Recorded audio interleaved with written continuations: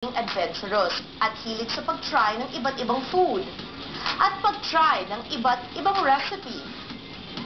Kaya tinry kong gayaan ang recipe ng Fridays for Buffalo Wings. Ito na ang reaction ng mga taong pinatikim ko. Kakaiba kasi sa panlasa ko. Parang pinaghalong maala tapos maanghang. Masarap pala magluto si Chris.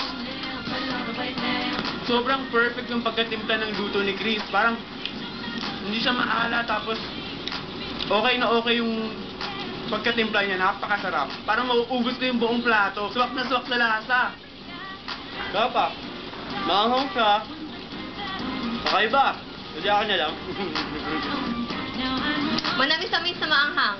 Pwede pa bang makahingi ng kanin? Miss Chris, ang sarap na luto mo. Nakakalimutan ko pati pangalan ko.